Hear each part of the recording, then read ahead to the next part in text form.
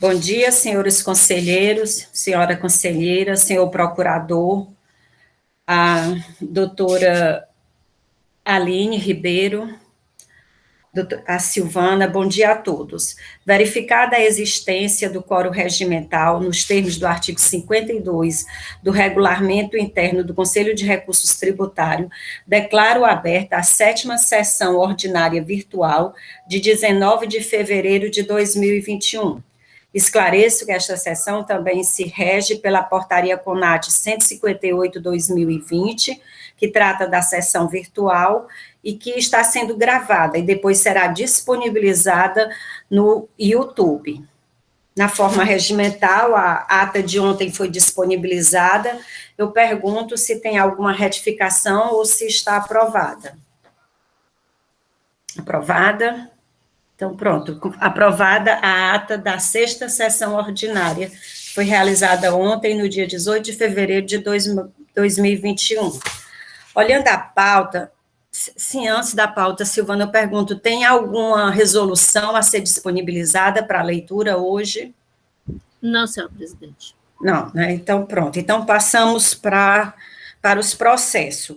Todos os processos hoje são da Companhia Brasileira de Distribuição. Os 2 primeiros processos, que serão os relatores, o doutor Carlos Gondim e o doutor Leilson Oliveira, eles têm conexão, porque um trata de omissão de entrada e o outro omissão de saída. E a doutora Aline já adiantou que fará a sustentação oral somente com relação a esses processos, certo? Então, nós faremos um relato conjunto e as discussões. Pode ser? Eu perguntar aos conselheiros relatores e à parte. De minha parte, sem nenhuma objeção. Pode ser, sem problemas. Doutor Biratã? Sem problemas. Sem problema? Sem problemas. Então, eu anuncio os processos de número 338/2018, aí número 2017-20-177, recorrente Companhia Brasileira de Distribuição, recorrido Célula de Julgamento de Primeira Instância. Relator, o doutor Carlos Gondim.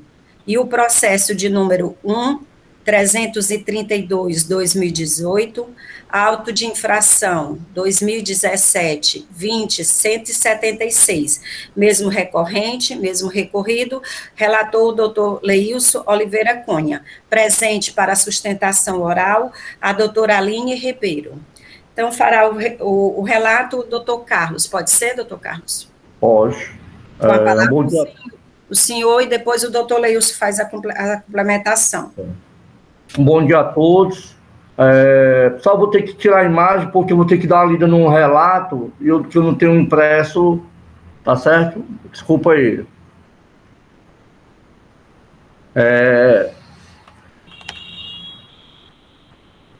Esse processo é o 331/2018, auto-infração 2017, 201/77. O KNAI dessa empresa é comércio varejista de mercadorias em geral, com predominância de produtos alimentícios, supermercados. Esse auto foi submetido às normas do decreto 29.560 de 2008, que era a substituição carga líquida, né? Versa atuação sobre a omissão de saídas de mercadorias sujeitas à substituição tributárias pelas entradas, no montante de R$ 1.186.649,85, valor utilizado para a cobrança da multa de R$ 118.664,98, que é referente aos períodos de 2012 e 2013. Desse valor da multa, 56.407,34 é referente ao período de 2012 e 62.257,64 é referente à multa de 2013. A auditoria fiscal utilizou as informações transmitidas pelo próprio contribuinte através dos expedientes fiscais e as notas fiscais eletrônicas destinadas ao contribuinte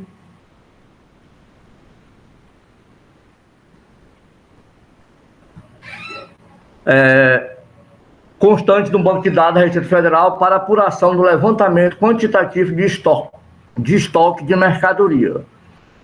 O levantamento de estoque, a princípio, foi apresentado ao contribuinte para que fizesse a sua conferência e apresentasse possíveis explicações para as divergências de acordo com o termo de intimação número 2017 080 de 73, consciência em 5 de 7 de 2017. Consideram-se infringidos os artigos 127, 169, 174 e 176, digituado o decreto 24.569/97, e a penalidade prevista foi do artigo 123, 3b, item 2 da Lei 12.670 de 96, alterado pela Lei número 16.258/2017. O contribuinte apresentou defesa tempestiva às folhas 23 e 44 dos autos, relatando a impossibilidade da inclusão dos administradores no polo passivo do auto de infração, do reconhecimento da decadência do lançamento referente ao período de janeiro a outubro de 2012, com base no artigo 150, parágrafo 4 do CTN, porque o crédito tributário foi lançado em 16 de 11 de 2017, e que a diferença apontada pela fiscalização decorre de incompreensão da gestão do estoque por parte da fiscalização. Aí ele cita algumas situações que ocorreram.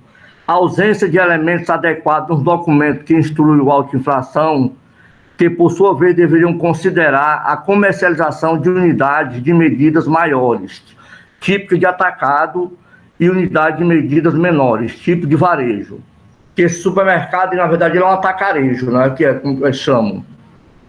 Da consideração de saída de mercadoria sem nota relativa a itens que entraram e unidade de medidas maiores, aquisições em grande volume e que segregadas para a venda típica de varejo aparentemente sumiram do estoque da impugnante. Da consideração de entrada de mercadoria sem nota relativa a itens que, resultante da segregação promovida para a venda típica de varejo, geraram itens que não foram considerados como mercadorias entradas, sendo vendidas com a respectiva nota fiscal, cuja unidade considera o item segregado. Desconsideração do perecimento, quebra, perda ou destruição de mercadorias que não foram registradas no livro de saída.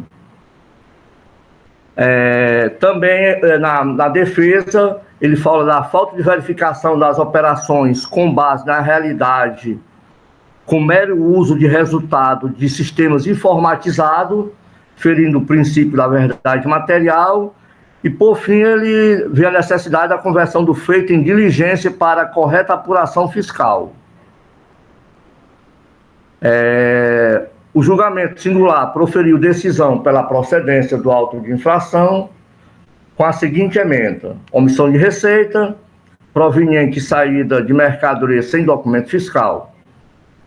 O contribuinte deixou de emitir documento fiscal nas operações sujeitas ao regime de substituição tributária, carga alíquota, levantamento quantitativo de estoques, exercício 2012-2013, rejeitadas preliminares suscitadas pela impugnante. A decisão amparada do julgamento foi o artigo 179, inciso 1, 174, inciso 1 e 177, o 827, parágrafo 8º, inciso 3º do decreto 24.569, e como penalidade foi o artigo 123, 3b, inciso 2 da Lei 12.670, alterado pela Lei 12.258/2007. A defesa tempestiva, né? Em face do recurso, o contribuinte apresentou o recurso ordinário postulando os mesmos argumentos da impugnação. O parecer número 209/2017 2020 foi emitido pela Assessoria Processual Tributária com a seguinte ementa: omissão de saídas. O contribuinte deixou de emitir documento fiscal na operação de saída, cujas mercadorias tinham sido tributadas pela entrada em razão do regime de substituição tributária. Levantamento quantitativo de estoque, ele também afastou a decadência e indeferiu o pedido de perícia e postulou pela procedência do auto. É esse o meu relato. Eu acho que o Leios pode complementar com o dele, né?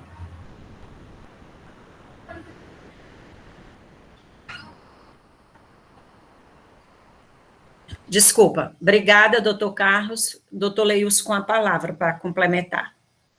Fazer sua observação.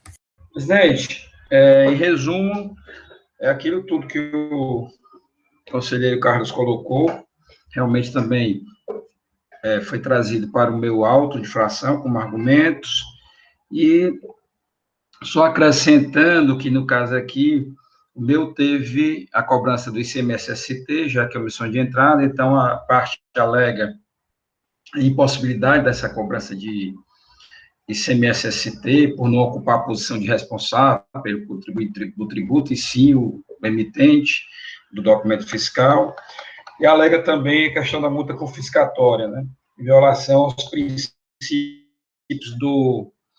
da capacidade contributiva e do novo confisco. E a assessoria processual tributária também se manifestou pela procedência, opinou pelo afastamento do pedido de perícia, afastou o período decadencial também, e julgador singular da mesma forma. Em síntese é isso, presidente. Obrigada, doutor Leilson. Com a palavra, o doutor Biratã. Bom dia a todos, senhora presidente, senhores conselheiros, doutora Aline, doutora Silvana. Bom, a primeira questão suscitada pela parte em relação à questão dos administradores, né? E nós já temos um posicionamento sobre esse aspecto, a Câmara já tem um posicionamento, no sentido que, na verdade, os administradores não estão incluídos aí no polo passivo da presente ação fiscal. Embora eles constem aí no processo, estão aí relacionados, mas não há uma imputação, digamos assim, relacionada à responsabilidade dos mesmos. Cabendo tal papel e análise à Procuradoria Fiscal, Procuradoria da Dívida Ativa, quando da inscrição, caso o processo venha realmente a ser inscrito, né, em dívida ativa, caso chegue nessa fase, fazer tal análise e apurar realmente, dentro do que existe nos autos ou outros fatores relacionados ao próprio contrato social e o tipo de infração cometida, enfim. A partir daí, fazer uma análise se realmente eles serão incluídos na certidão da dívida ativa. Então, assim, na verdade, não há um lançamento efetuado contra os administradores. Eles estão relacionados lá, faz parte lá da ação fiscal como gestores, mas não quem responde é a empresa, a pessoa jurídica. Então, assim, esse tem sido o nosso entendimento. Em relação à decadência, esse tipo de levantamento, no caso, essa omissão através do sistema de levantamento de estoque, que, na verdade, representa uma omissão de receita, há um entendimento que é um tipo de omissão, e aí se inclui na hipótese do artigo 149, aí nós temos os incisos 4 e 5, que tratam justamente das hipóteses de omissão, de erro, né?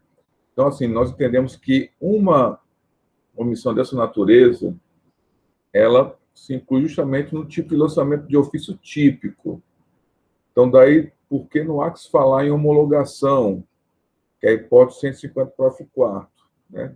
A empresa não está apresentando nenhuma declaração, nada a ser homologado. Então, trata-se, na verdade, de um lançamento de ofício a partir de uma omissão detectada pelo fisco. Então, assim, bem caracterizada a hipótese do lançamento de ofício, razão pela qual deve ser afastada a aplicação do 150, parágrafo 4, do CTN, com a aplicação do 1731. Portanto, também nós entendemos que deva ser rejeitado esse entendimento. Tem uma alegação em relação à questão do mérito, no que pertine à incompreensão da gestão de estoques, né? Entende a empresa que, não obstante todo o levantamento que foi efetuado com base nas próprias informações geradas pela empresa, caberia ao fisco uma melhor compreensão dessa gestão. E, em algumas situações, em compreender a realidade, que isso aí estaria ferindo o princípio da verdade material e que, portanto, não refletindo a verdade dos fatos. E aí o parecer, nesse tocante, ele foi bem explícito ao rechaçar esse entendimento, até com base no que hoje a gente tem como elemento para levantamento de estoques. Porque, assim, já foi a época, né, isso faz bastante tempo, o fiscal ia pessoalmente lá no estabelecimento da empresa, verificar ali do que se tratavam aquelas mercadorias, anotar, né, fazer anotação lá no papelzinho, quer dizer, era um trabalho realmente bem artesanal, feito pelo agente fiscal. Hoje a gente sabe que a tecnologia mudou completamente esse tipo de levantamento. Então, assim, antes de mais nada, existe uma obrigação da empresa em fornecer todos os elementos necessários para que ela também assuma a responsabilidade pelas suas nomenclaturas, pelas suas informações. Então, assim, aquilo que é obtido, toda a apuração obtida é feita através das próprias informações fornecidas pela empresa. Então, assim, se ela dá a entrada e dá a saída, naturalmente, ela tem que ter nomenclaturas compatíveis com aquilo que entra, com aquilo que sai, né? Então, daí não dá para se falar assim, verdade material, mas por quê? Se, de repente, a empresa deu ensejo a esses equívocos através de nomenclaturas incompatíveis, como responsabilizar o fisco ou o auditor fiscal por eventuais inconsistências? Se consistências ocorrerem, eventualmente a empresa ela pode, como tem acontecido em muitos casos, comparecer para explicitar essas eventuais diferenças e o porquê. De fato, se vocês analisarem essa nomenclatura, ela tem um aspecto peculiar que denota que, na verdade, não houve omissão de saída, porque essa nomenclatura aqui teve um X, aqui teve um Y, mas que representa isso, aquilo ou outro. Ou seja, questões pontuais que cabe à empresa, nesse caso, fazer a devida demonstração. O ofício já utilizou das próprias informações fornecidas pela empresa. Então, assim, eventuais inconsistências, dependendo do tipo de inconsistência, cabe à empresa fazer a demonstração. E aí, fazendo essa demonstração, pode, né, o conselho encaminhar para a perícia para saber até que ponto realmente é razoável ou não, realmente procede ou não das inconsistências. E aí, ela, assim, pelo que eu ouvi do relato, ela fala faz uma abordagem em relação à unidade de medida, que são questões que muitas vezes realmente vêm a esse conselho para uma melhor análise, né? E, assim, dependendo daquilo que, de repente, que a parte justificar apresentar pode ou não ser encaminhado para a perícia, porque, no primeiro momento, houve esse indeferimento, pelo parecer, porque não se conseguiu detectar, nesse primeiro momento, algo que justificasse a realização de perícia. Porque isso não adianta, até porque a nossa lei, as normas que disciplinam a perícia, no processo administrativo tributário do Estado do Ceará, ao contrário do processo judicial, que basta que a parte faça o requerimento da perícia para que ela seja realizada, Aqui existe uma lei específica tratando do assunto, dizendo assim, que cabe à parte justificar a necessidade da perícia. Dependendo da justificativa, caso ela não seja plausível, pode ser indeferida. Então, assim, não basta a parte alegar que erros ocorreram. Ela tem que demonstrar, ainda que de forma demonstrativa, quais são esses erros, e a partir daí, verificado isso pelo julgador singular ou pelo Conselho, pela Câmara, aí sim o processo pode ser encaminhado para a perícia. Então, acho que é isso, talvez, que muitos contribuintes talvez não estejam cientes dessa nuance aí em relação ao pedido de perícia, necessidade realmente que se aponte concretamente alguma inconsistência. Não é só afirmar, tem inconsistências, as unidades medidas precisam ser melhor analisadas. Não.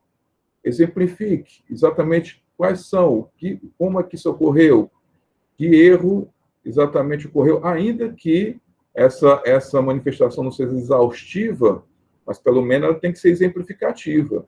E aí, na perícia, aí sim, através de um assessor, né, de um perito, poderia se aprofundar nas inconsistências. Então, assim, nesse primeiro momento, o parecer ele não acata o pedido de perícia, não obstante a possibilidade de, numa manifestação posterior, após a manifestação da parte e debate dos conselheiros, essa possibilidade pode até ser acatada, dependendo da fundamentação e das considerações apresentadas. Então, assim, não há... o que não há como se justificar é afirmar que, diante das peculiaridades da empresa, as informações por ela mesma prestadas não podem ser aproveitadas e que há inconsistência. Não, espera aí. Se existem essas peculiaridades, cabe à própria empresa, nas suas informações, trazer e informar o fisco, porque o fisco vai trabalhar com as informações da empresa, fornecidas pela empresa, né? Então, avançando já de forma conclusiva, nós entendemos que a multa, em um dos processos, tem uma arguição, não sei se nos dois, tem uma alegação de multa confiscatória. Na verdade, nós nos atemos tão somente à questão da legalidade, ou seja, a multa específica prevista na nossa legislação. A análise de tal matéria teria como norte um exame de inconstitucionalidade, que não é da nossa competência, então, daí porque não há como ser acatado essa alegação. Assim, em linhas gerais, aí sim, aí dependendo, no caso, um dos processos, só para finalizar aqui, já que são os dois processos, no primeiro processo aqui, nós estamos tratando de uma omissão de saída, mercadorias sujeitas à substituição tributária. A penalidade seria do 123, 3B, item 2. Em operações e prestações tributadas pelo regime de substituição tributária, cujo imposto já tenha sido recolhido, bem como as amparadas por não incidência ou isenção incondicionada, multa equivalente a 10% do valor da operação ou da prestação. E no outro processo, eu não estou com ele aberto aqui, mas a penalidade seria de 30%, né? Já que aqui, no outro, já a situação não estaríamos adiante dessa questão da substituição tributária. Salvo engano, é isso, né? Porque eu não estou com outro processo aberto, né? Mas, assim, me parece que foi de 30%. Mas a gente pode até depois fazer alguma correção, já que a gente está narrando, está fazendo relato dos dois, aí eu estou sem outro processo aberto, mas eu creio que foi 30%. Enfim, são as considerações nesse momento. Senhora presidente, senhores conselheiros. Obrigado. Obrigada, doutor Biratã. E na forma regimental, eu passo à doutora Aline para que ela possa fazer a apresentação das suas razões de recurso. Bom dia a todos, nobres julgadores. A minha sustentação oral vai se ater ao auto de infração 2017, 2017-6-0, que trata de omissões de entrada. O auto de infração ele foi lavrado para cobrança de ICMS e multa em razão da omissão de entradas de produtos sujeitos ao regime de substituição tributária.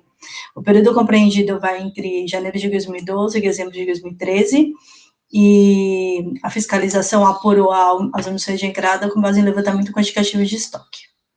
Com relação ao período decadencial, ao contrário do que foi sustentado pela Procuradoria, o Superior Tribunal de Justiça entende que o artigo 150, parágrafo 4º, entendimento consolidado, de que, havendo declaração e recolhimento de ICMS no período, deve ser aplicado o 150, parágrafo 4º, ainda que a fiscalização apure que foi um recolhimento menor.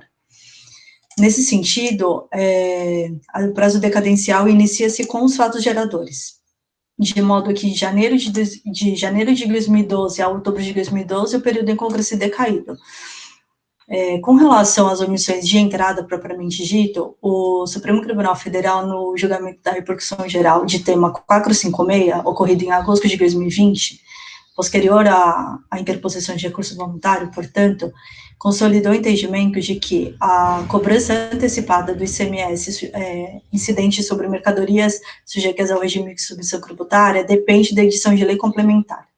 Naquela repercussão geral, foi analisado a antecipação da cobrança do ICMS com substituição tributária e sem substituição tributária, sendo que, na hipótese de substituição tributária, deve ser editada a lei complementar pelo Estado para essa cobrança antecipada, que foi exatamente o que aconteceu nesse auto de infração, que é a cobrança na entrada do estabelecimento, sendo que normalmente seria na saída.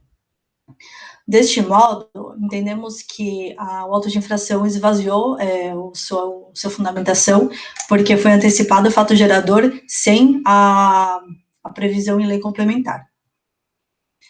Caso seja superado esse entendimento, mantemos os argumentos de que o levantamento quantitativo de estoque realizado pela fiscalização, em que pese ele tenha sido utilizado do SPEG, não ficou observado as diferentes formas de aquisição de produtos e de venda dos produtos.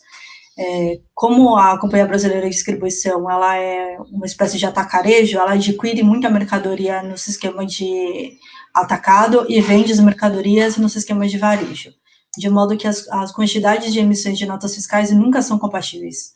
Não tem como ela adquirir uma caixa com 30 produtos e com uma única nota fiscal e emitir uma nota fiscal para vender os 30 produtos. Então, nunca vai ter essa compatibilidade entre quantidades de notas fiscais registradas no sistema de entrada com as notas fiscais registradas no sistema de saída.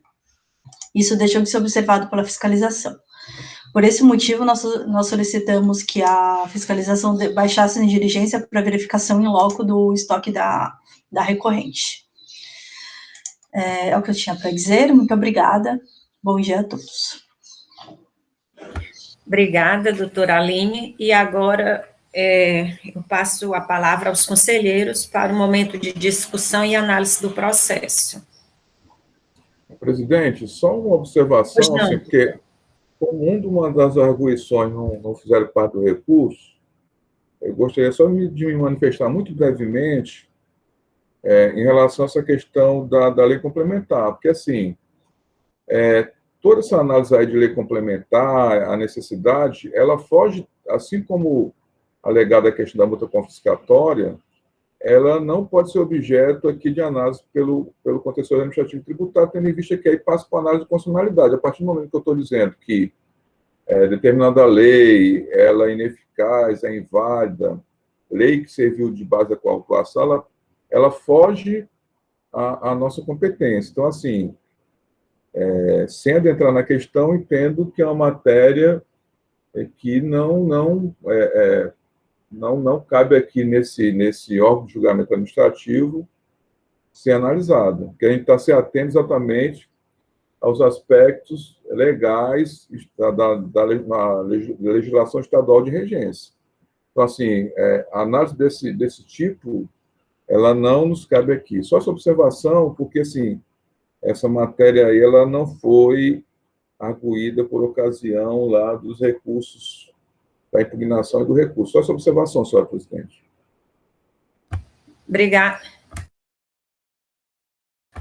Obrigada, doutor Biratã.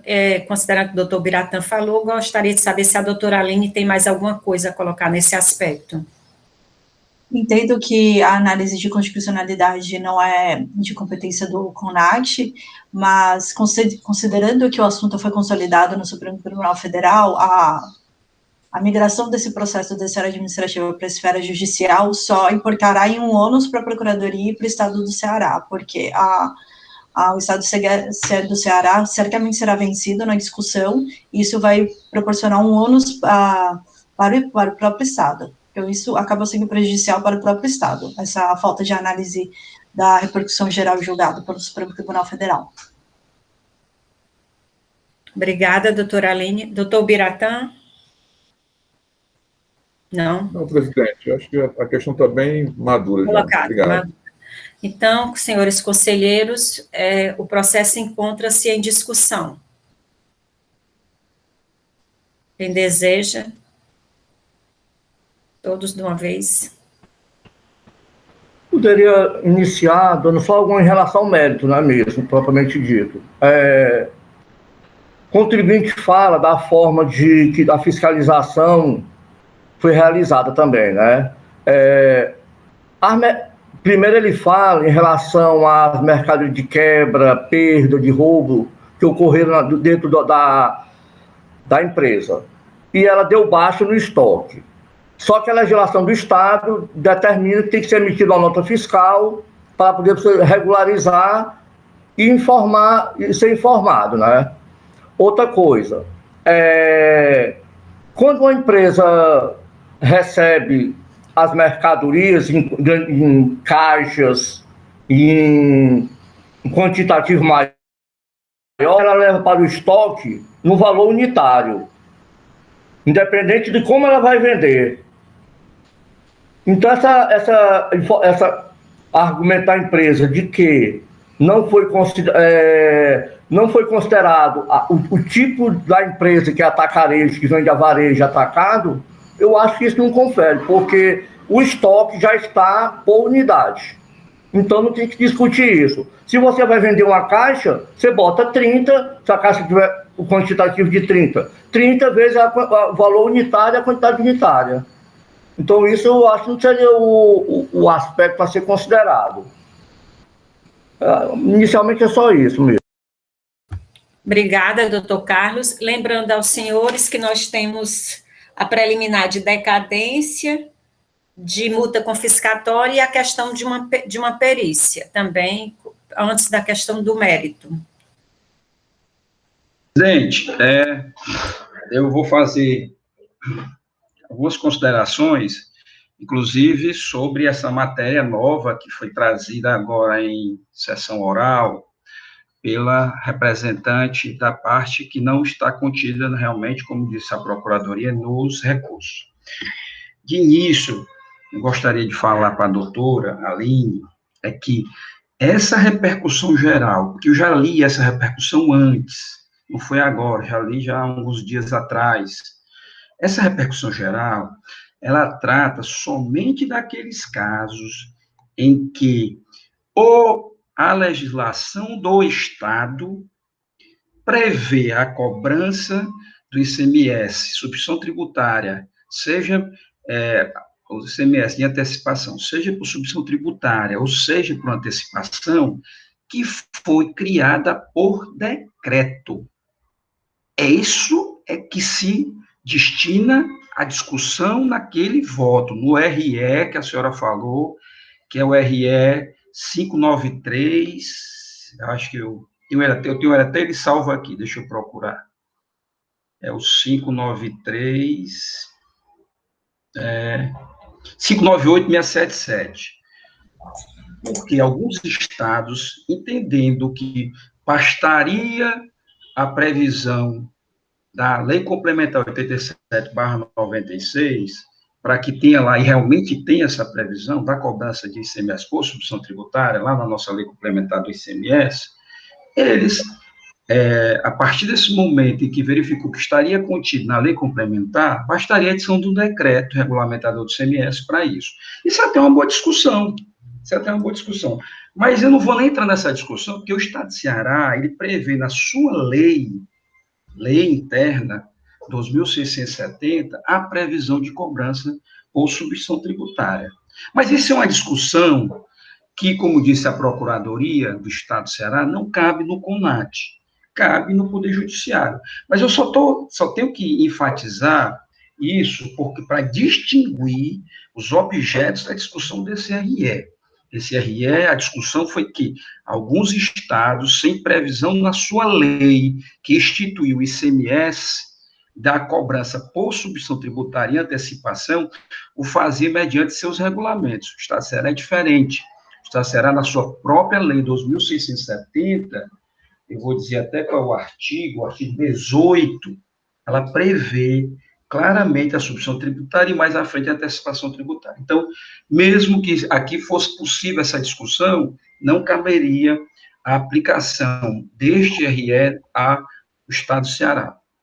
Mas também concordo com a Procuradoria, aqui não é objeto de discussão da questão da constitucionalidade ou inconstitucionalidade de determinado dispositivo normativo, que nessa repercussão geral foi alegado. Tanto que esse artigo que tem previsão na Lei Complementar 87/96 nunca foi objeto de ADIM, que é o artigo 7º.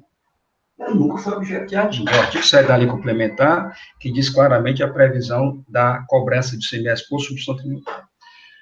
Passada esse introito inicial, eu vou trazer, me excluir agora nessa questão, que é o principal argumento da empresa, essa questão das diferenças de unidades.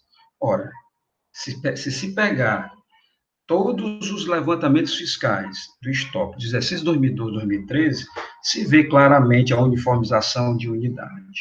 Está lá tudo unidade. Os inventários, as entradas e as saídas. Então, não há como se dar amparo a esse argumento da defesa quando não traz um caso concreto em que se diga claramente onde foi que entrou caixa, saiu unidade, ou entrou unidade, saiu caixa, ou entrou unidade, saiu unidade, mas os inventários estão em caixa. Pelo levantamento de estoque, que estão amparados nos autos, estão colacionados aos autos, todos estão com uniformização de unidade. Então, presidente, nessa questão, não há mais o que se debater. Não trouxe nenhum argumento, aliás, não trouxe nenhum documento comprobatório que demonstre essa desuniformização das mercadorias. A Procuradoria tem razão. A legislação do Estado não, a legislação nacional, já que é ato COTEP e é convênio da FD, diz claramente que haverá de ter a uniformidade das codificações de unidades pela empresa. Né? Inclusive, existe na FD um registro, um campo de conversão de unidades. Como é importante conhecer a FD? Como é importante se julgar abrindo o CFD, conhecendo o que é um FD, o manual da FD. Que aí essas dúvidas, essas celeumas, elas, por muito, elas se esvaem. Então, há sim a determinação pela legislação da uniformização, inclusive com a apresentação de um registro, um campo de conversão de unidades. Mas mesmo que a empresa não tenha feito, e ela não fez, o auditor fiscal, de forma diligente, o fez. E uniformizou tudo em unidade. Saídas, entradas e inventários. Então, presidente, ausente qualquer comprovação material, podia até ter ocorrido um fator de conversão de forma errada, mas ausente qualquer documento comprobatório nesse sentido, não há como se dar guarida a este argumento.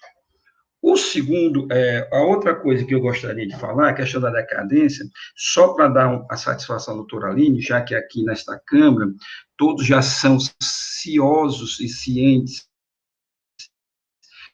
de suas argumentações para defender qual é o tipo de decadência que deve contar nesse tipo, prazo de decadência deve ser contado nesse tipo de de situação, de infração, eu também penso como a própria Procuradoria, a própria súmula do STJ, a 555, diz que a declaração de débito, e não ocorrendo a declaração de débito, tem lá que se fazer a contagem do prazo pelo artigo 173.1.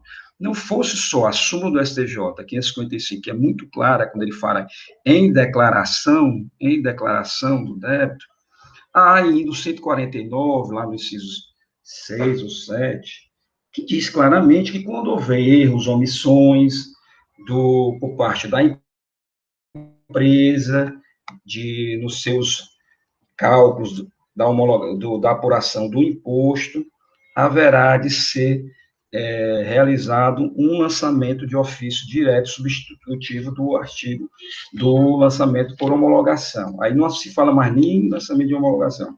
Aqui nesta Câmara, nós temos colegas que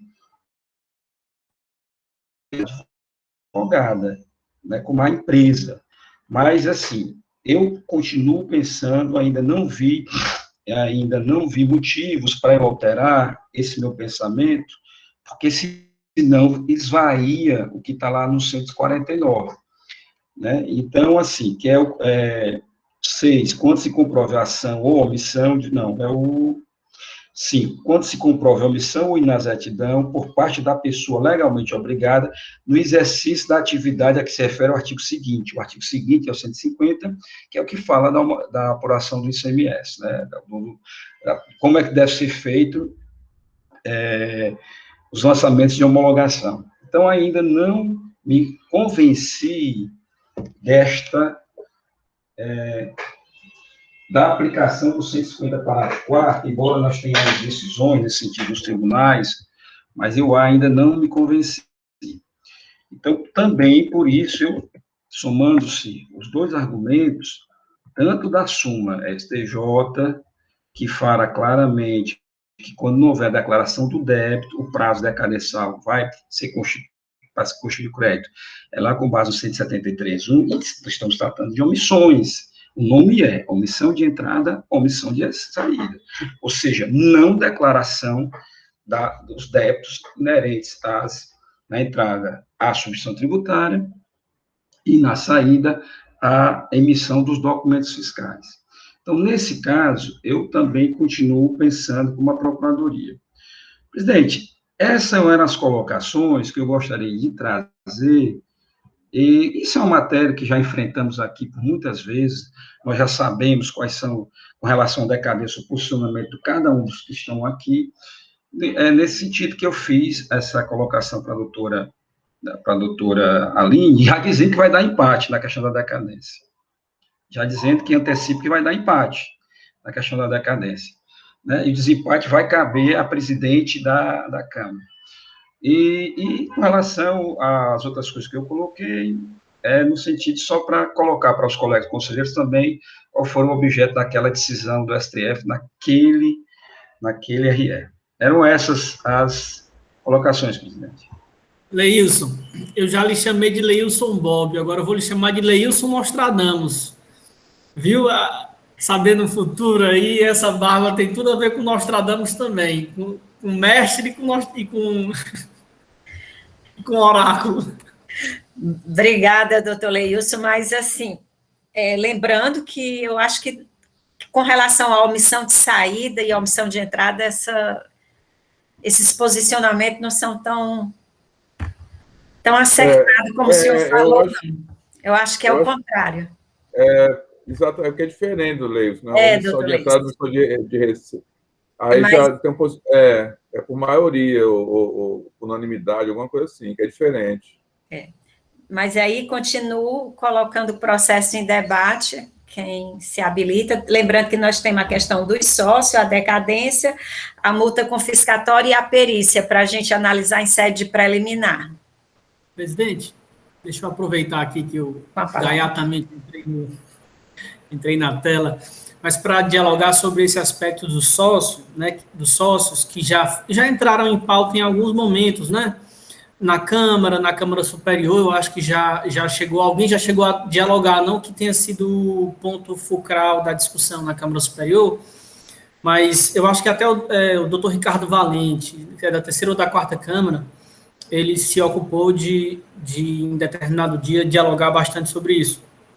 O que a parte traz, né, como dificuldade nesse caso, é que, apesar de ser um entendimento do CONAT, né, de que os sócios, eles de fato não estão nesse polo, mas quando chega, aí, doutor Biratã, eu peço a sua ajuda, né, quando chegam lá na dívida ativa, isso é desconsiderado. Pelo menos essa foi a forma como alguns advogados na defesa acabaram se posicionando. Aí, como foi a forma que, em alguns momentos, eu lembro que a gente procedeu?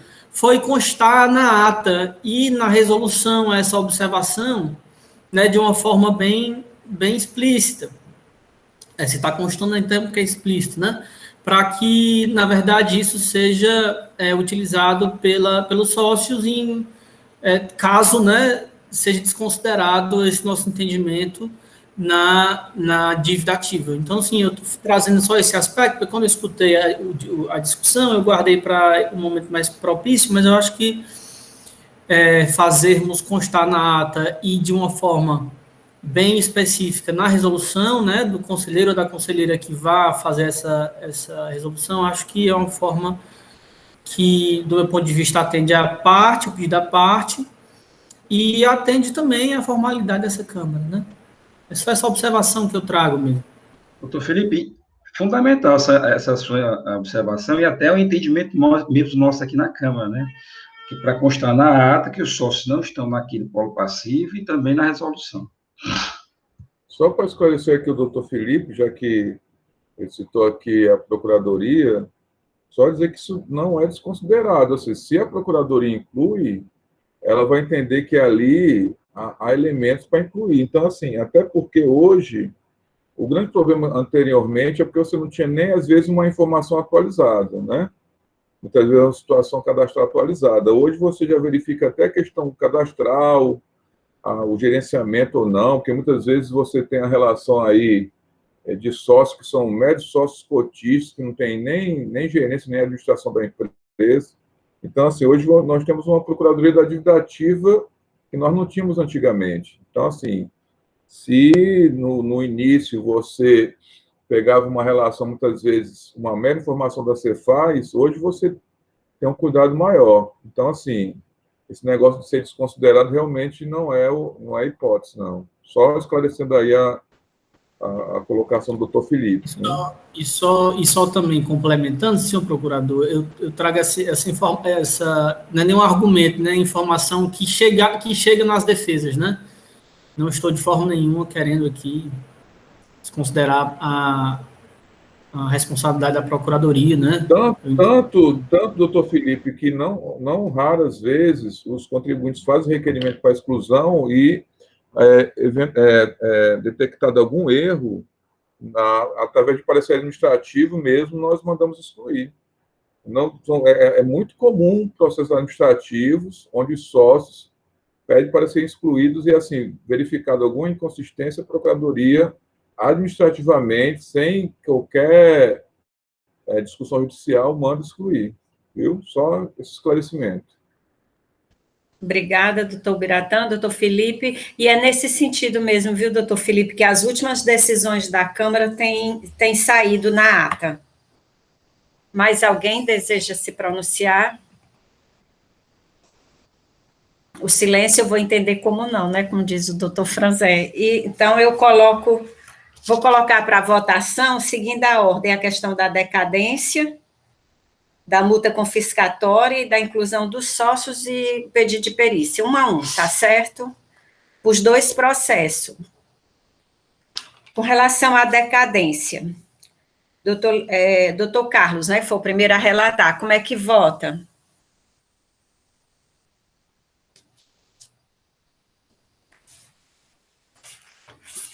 O Carlos, o áudio.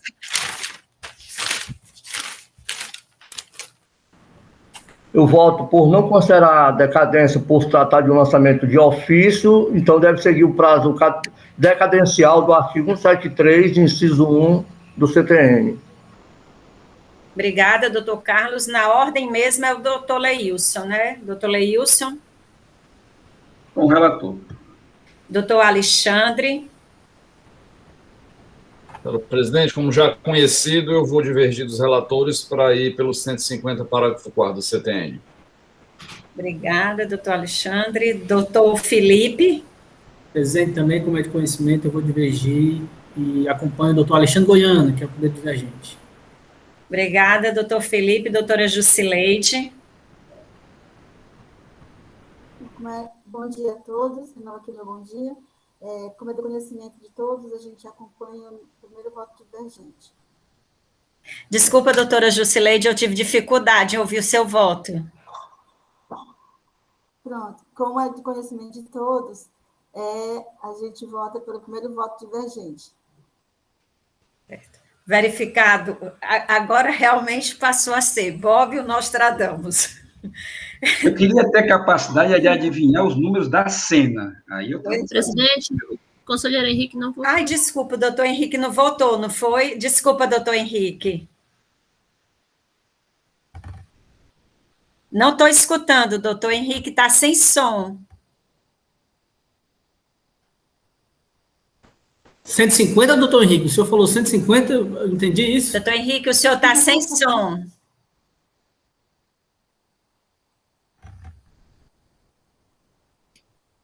Henrique, eu acho que era melhor tu sair e entrar de novo. A gente aguarda. O senhor está sem Pode som. ser o som do computador, não mesmo. Ou então pode escrever, né? A gente já sabe o posicionamento do homem. Não, mas vamos aguardar, né? Felipe, porque as sessões são gravadas e aí fica bem claro o entendimento. Principalmente porque eu pensava uma coisa e outra. Mas é bom esperar mesmo. São alguns minutos, não atrapalha. Faz Felipe, parte. Eu queria ter faz parte da ferramenta. Na cena que eu fazia um bolão, colocaria todos aqui num jogo das Mega Sena, para a gente ganhar todo mundo conjuntamente. Doutor Leilson, bora, doutor. Se você for entrar, me chame, viu? Esqueça de me chamar. Agora não gaste mais não.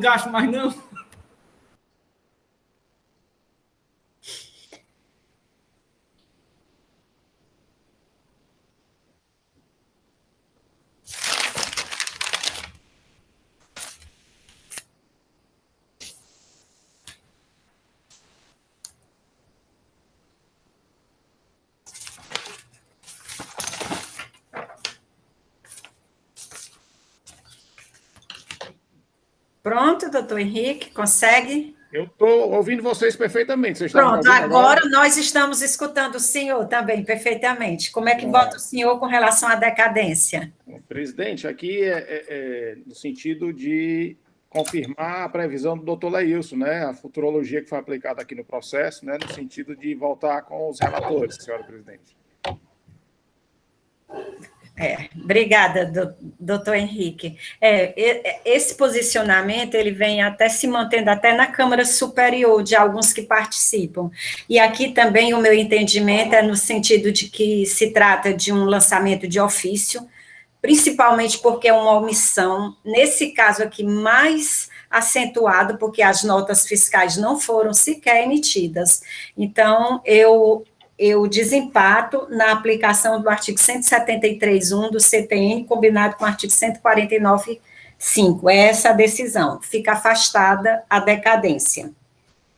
E vamos para a questão do efeito confiscatório da multa. Como vota o doutor Carlos Gondim? Sem som, doutor Carlos. Afasto por se tratar de matéria que deve ser discutida a nível administrativo. Obrigada. Doutor Leilson. Presidente, com o relator, só para dizer qual é o dispositivo normativo, é o 48, parágrafo 2º da Lei 15.614/2014. Já tinha anotado aqui. Obrigada. Doutor Alexandre. Acompanho o relator, senhora presidente. Obrigada. Doutor Felipe. O relator, presidente. Obrigada. Doutora Jusileide. Com os relatores, senhora presidente. Obrigada. Doutor Henrique. Acompanho os relatores, senhora presidente. Então, a multa confiscatória fica afastada com base no artigo 48, parágrafo 2º da Lei 15.614, por unanimidade de votos. Aí nós temos a questão da inclusão dos sócios na informação complementar, que é basicamente isso, como vota o conselheiro Carlos Gondim. Eu senti falta da doutora Jusileide, será que ela caiu? Caiu, presidente, ela acabou de cair, na verdade. Não, a ligação, a conexão dela, certo? Foi. Silvana, por favor, veja se ela consegue voltar. A gente aguarda 1 minuto. A internet anda muito ruim aqui na região. Pronto, voltou. Ela voltou. É complicado, porque a internet não tem ajudado. Doutora Jusileide, escuta a gente? A senhora está sem som. Pronto. Estou sim, viu? Porque caiu aqui rapidinho. Certo. Pois então, doutora Jusileide, nós vamos colocar para votação a questão da inclusão dos sócios na informação complementar. Vou começar a votação agora. Doutor Carlos.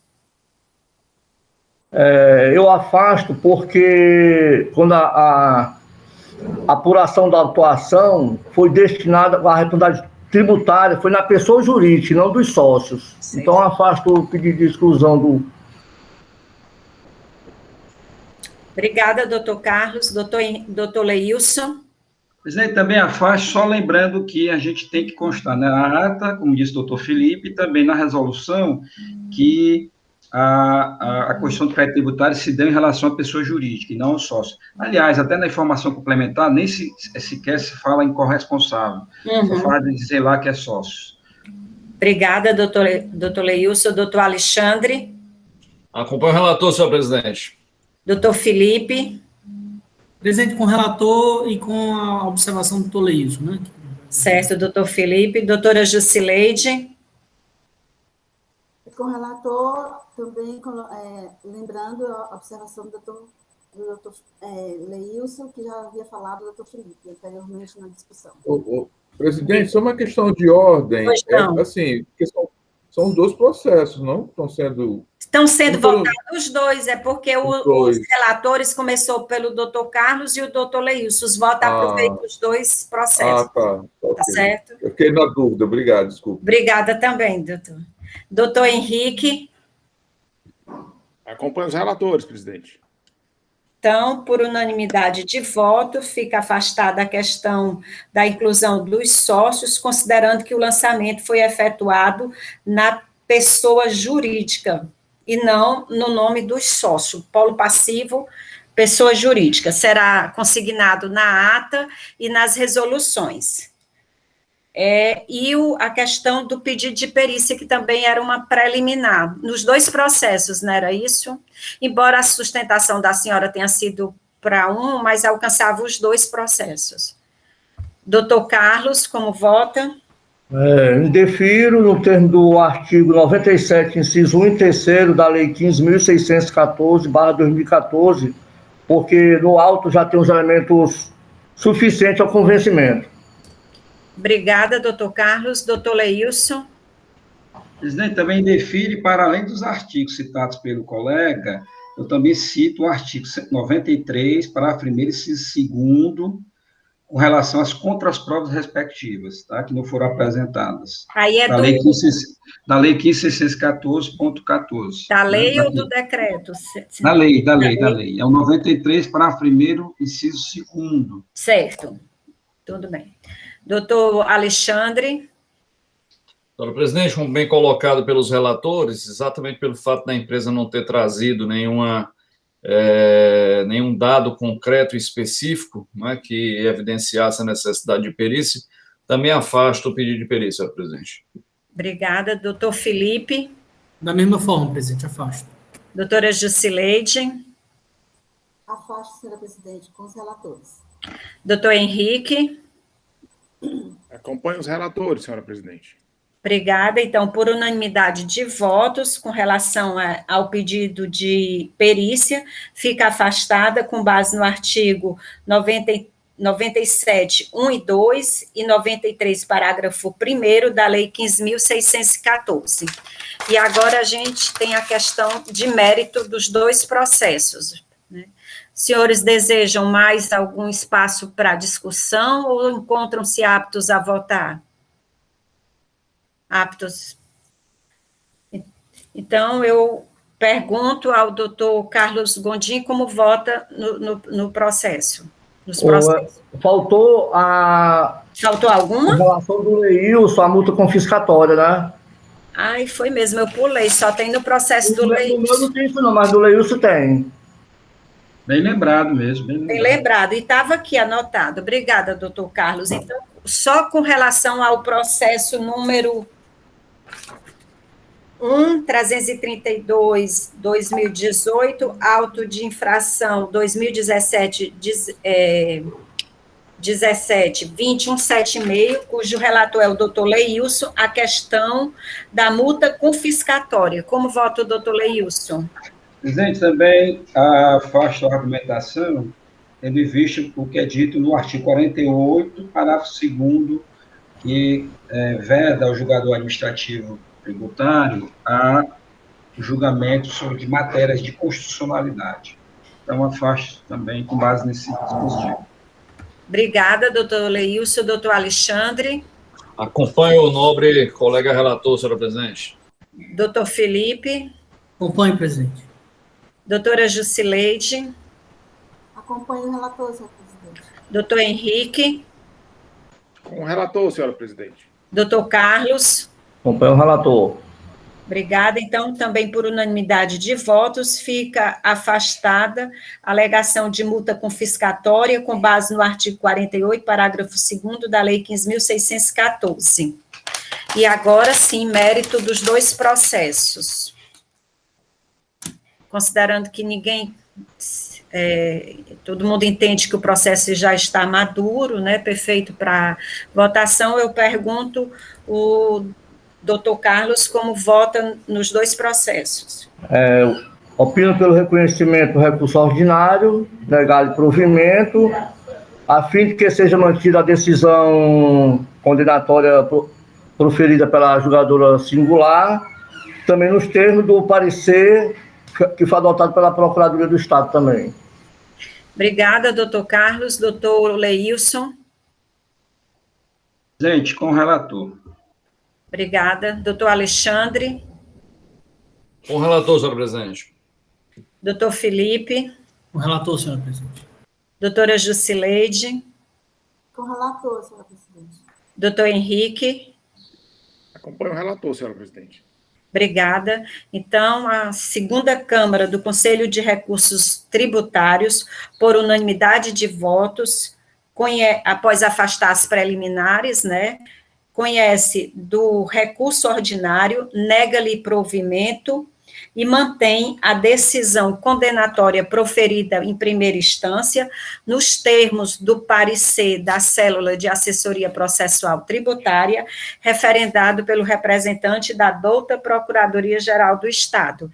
E aqui eu agradeço a presença da doutora Aline, eu acho que ela teve algum problema com a conexão dela também, que saiu. Mas como ela não estará fazendo a sustentação das razões de recurso para os demais, a gente pode continuar. Eu pergunto se os senhores querem um intervalo agora ou a gente... Intervalo, né, para voltar para os outros. É melhor, né? 10 minutos, né? Então, aí para de gravar agora, professor? Para de gravar, Silvana, para.